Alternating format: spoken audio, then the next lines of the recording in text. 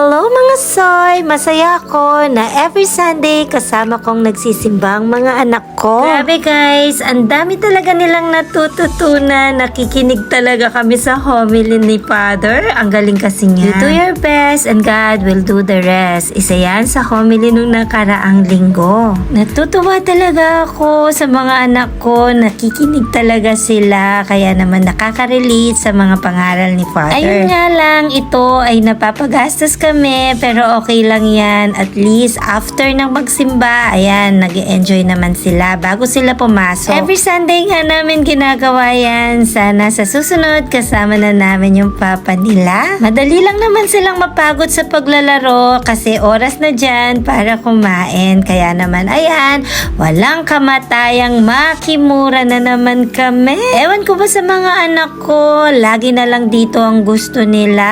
Pero okay lang yan. At least pare-pares naman kaming kumakain at gugustuhan naman namin yung lasa dito. Grabe, busog na naman ako. Ewan ko ba anong meron sa Makimura, bakit pa ulit-ulit kaming bumabalik dito. Tapos pare-parehas pa yung order namin.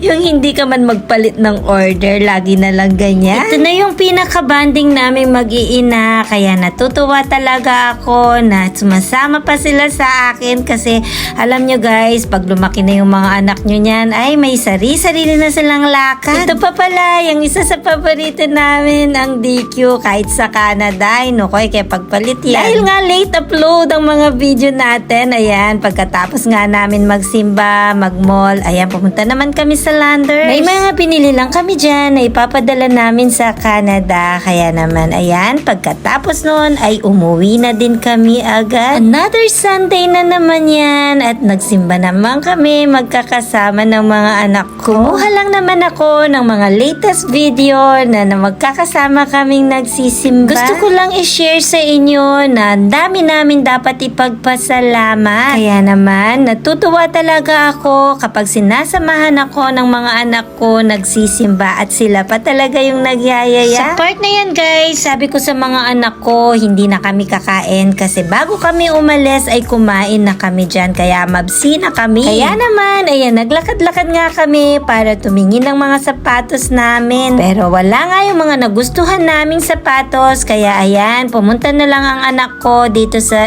National Bookstore para may mga bibilin siya.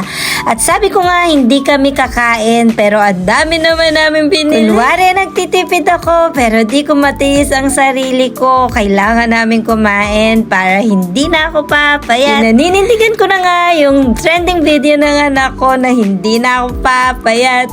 Di na ako papayat, o diba? Naka 1.3 million views na nga yun sa TikTok. Bakit kaya hindi pa sumama dito sa Facebook? Para naman kahit pa paano, lumaki-laki naman yung sahod ko dito. Pero sabi nga nila, nasa tamang panahon lang yan. So hindi pa panahon para mag-trending dito sa Facebook. Kaya tiyaga-tiyaga lang. Kapag may tiyaga, may nilaga. Sige lang, tiyaga-tiyaga lang. Kaya natin yan, Chloe and Tin. Basta masaya lang tayo sa ginagawa natin. Diba? Hindi pa kami nagsawa. Ito pa yung paborito namin, Chicken Star. Ito na nga yung pagsisimba namin kanina na gustong-gusto ko ngang i-share. Napakaganda ng homily, guys. The Lord is kind and merciful. Love your enemies. Sabi nga ng anak ko, Ma, if ever na love ko yung enemies ko, hindi ko na siya enemies. Grabe guys, napakaganda ng pag-e-explain ni Father. Ito nga, at kumakain na naman kami sa Makimura pero itutuloy ko yung pag-e-explain niya na sobrang ganda talaga. Sabi nga niya, matuto tayong magpatawad. Kapag nagpatawad ka, hindi lang siya ang binibigyan mo ng pabor, kundi pati ang sarili mo. Katulad ni Jesus, yung ginawa nila sa kanya, 'di ba? Pinatawad niya, nakisama siya sa mga taong may ayaw sa kanya. Pero anong ginawa niya, guys? Patawarin nyo sila, hindi nila alam ang ginagawa nila. O ganun dapat, tularan natin ang pagiging tao ni Jesus. Kung pwede ko nga lang siyang videohan na sobrang ganda ng pagkaka-explain niya na talaga naman tagos sa puso at yung mga anak ko talagang nakikinig sila. Kaya naman gustong gusto ko silang sinasama sa mga ganito guys para at least maramdaman nila at alam ko na minsan syempre may katigasan ng ulo pero alam alam ko na i-relate nila sa buhay nila yon. At natapos na pala yung video ko. Yun lang. Bye!